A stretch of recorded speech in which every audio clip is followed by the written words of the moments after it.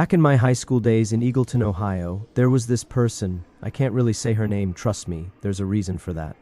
I'm gonna call her Patricia, who was convinced she was a demon. What I'm about to tell you, it's one of those high school memories that I wish I could forget. Then, with high schools filled with squads, group of friends, cliques, you know how most teenagers be, but it was not like this for Patricia. She was anything but typical. She was a loner, walking through the hallways in the same threadbare gray hoodie every single day. I mean, seriously, she wore that hoodie like it was her armor. It was stained and sometimes smells like it hadn't seen a wash in weeks, but honestly, she doesn't care. And somehow it became the unofficial uniform for her entire existence. On top of that, Patricia always had on a pair of dark sunglasses, even indoors. Teachers eventually stopped asking her to take them off because, honestly, nothing was ever going to change. Her face was usually hidden behind that pair of shades, and an expression that was somewhere between a vacant stare and a smirk that said she knew something none of us did. Now here's where things started getting really weird. Patricia didn't have any real friends. Instead, she had this bizarre habit of adopting people.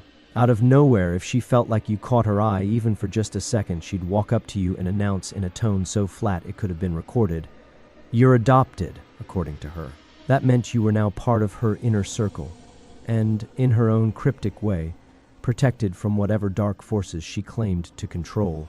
I was one of the few who got adopted. Looking back, I suspect it might have been because Patricia had a bit of a crush on me. At least that's what I figured, because, among our circle of friends, I wasn't the only one to get her strange mark of belonging. Gabriel, a quiet guy who always kept to himself, got adopted too. And there was Liam, always ready with a sarcastic joke, and Lucy, whose gentle laugh could lighten even the darkest conversation. We all joked about it, even if deep down we couldn't shake the unsettling feeling that something wasn't right. One day, Gabriel, Liam, Lucy, and I were just chilling behind the school on some old dugouts, doing our best to kill time. Naturally, the conversation turned to Patricia, especially about how she was always flirting with Gabriel in that strange, creepy way. We even came up with a goofy nickname for her, since her real name just carried too much baggage. But then, out of nowhere, Liam, of all people, accidentally said her full name out loud. Not once, but he let it slip 3 times in a row. Patricia, Patricia, Patricia. The next thing we knew, there she was. Out of the blue, Patricia jumped onto the dugout holding a baseball bat like she meant business. It wasn't the kind of horror movie scare that makes you scream, but it was definitely disturbing. We all froze, not sure what to do. I managed a half-hearted wave, and she actually nodded back before casually hopping off and disappearing. Once she was gone, we all burst into nervous laughter, trying to laugh off how bizarre that encounter had been, even though, deep down, I was seriously freaked out. Not long after that, things got even weirder. One afternoon, I was hanging out at Liam's house. It was just the 2 of us in his room, chatting about nothing in particular, when, surprise, Patricia's name came up. We ended up saying her name 3 times during our conversation without even noticing. Then we heard a big slam at the front door. Thinking one of our buddies might have dropped by, we hurried downstairs. But instead of a friend, we found Patricia standing there, casually talking with Liam's mom. Liam's mom is one of those super chill people who treats everyone like family, so she wasn't scared at all. When she asked Patricia what she was doing there, Patricia just replied in that her serious tone, "I was summoned." After a bit of awkward small talk, Liam's mom politely asked her to leave. Patricia did, without a word. Liam and I went back upstairs in silence. We were freaking out. We both kept thinking about how freaky it was that her appearance always coincided with her name being said 3 times.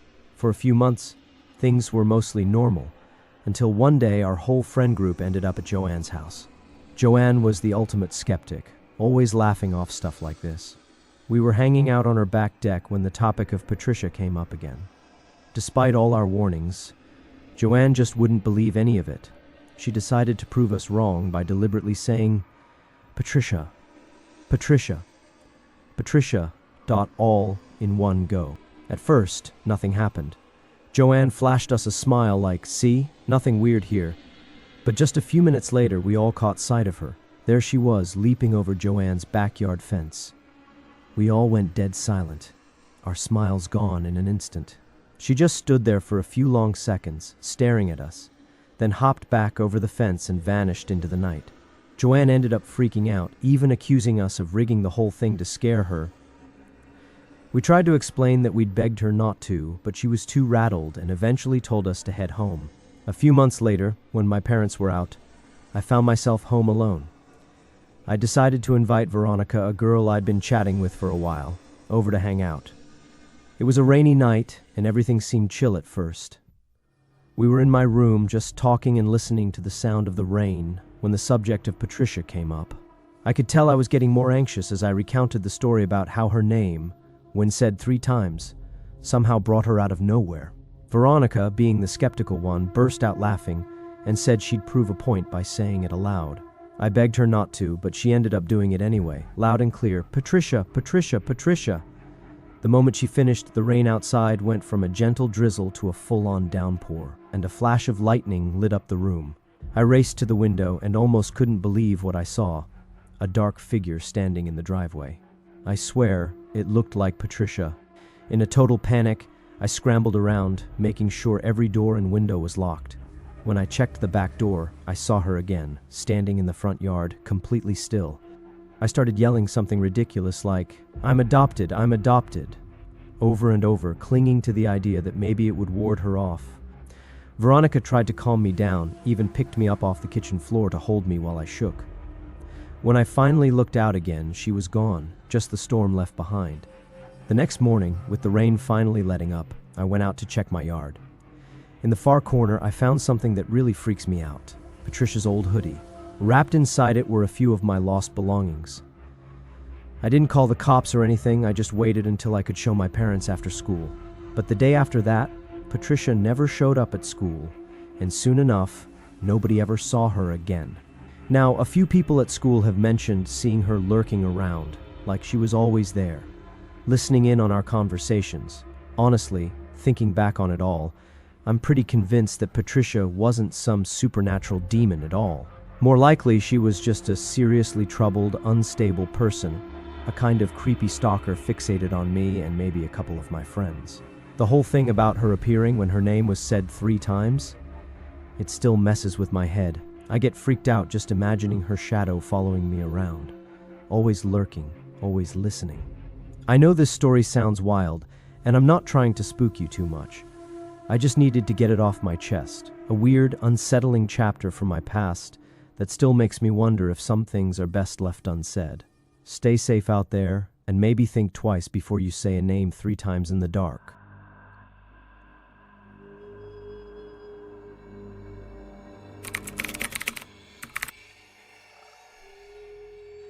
It was a typical slow Friday during our 7th period calculus class, the last class of the week, with spring break practically in sight, so everyone was itching to get out. The classroom was filled with restless energy.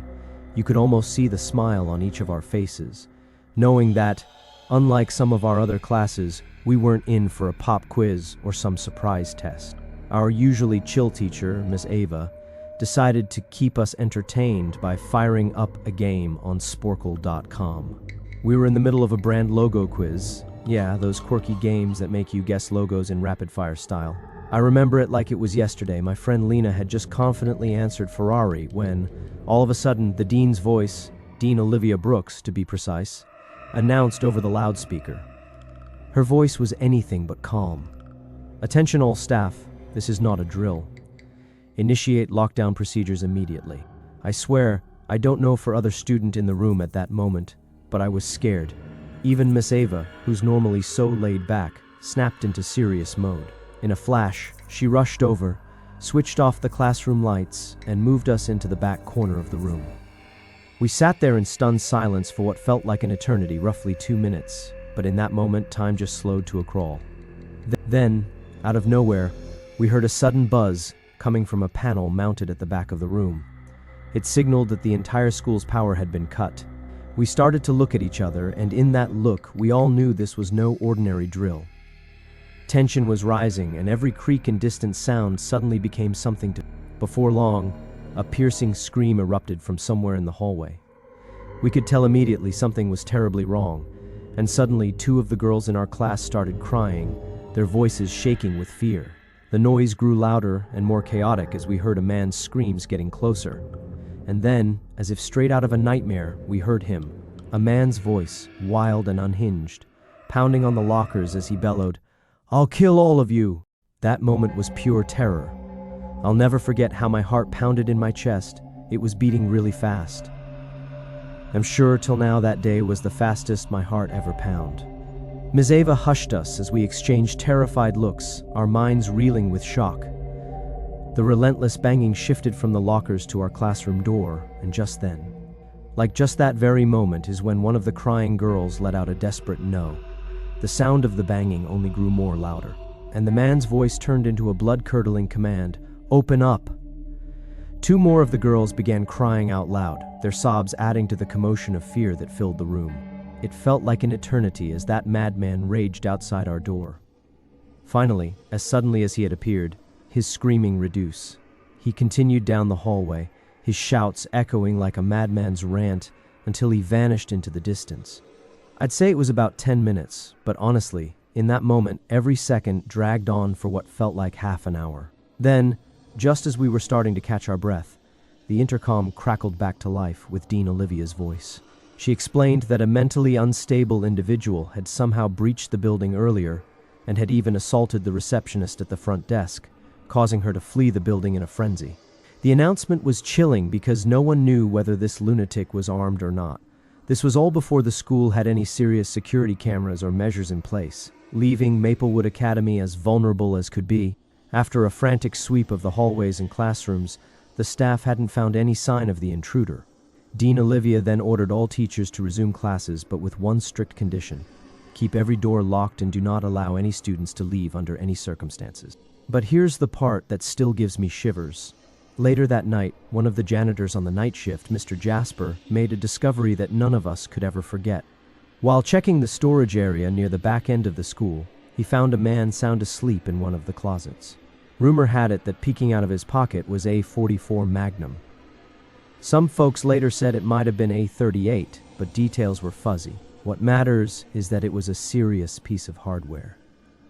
Apparently, Mr. Jasper had left the closet door open by accident, which might have roused the intruder just enough for him to nod off. By the time the police arrived on the scene, the man had vanished without a trace. To this day, none of us in that class, nor anyone else at Maplewood Academy, really knows what happened to him. Some of my classmates like to say that maybe, just maybe, he's out there somewhere, finally getting the help he so desperately needs. That day, that Friday in calculus class, turned what should have been a boring, routine lesson into one of the most terrifying experiences of our lives. Even now, when I think back, my stomach churns at the sound of a door banging or a sudden panicked shout over the PA system. It's a memory that lingers, a stark reminder that sometimes the most unexpected moments can shatter the illusion of safety in a place you once thought was secure. So that's the story, a wild, unsettling day that none of us will ever forget, and one that I like to think serves as a lesson. Never take a quiet day for granted, because in the blink of an eye, everything can change.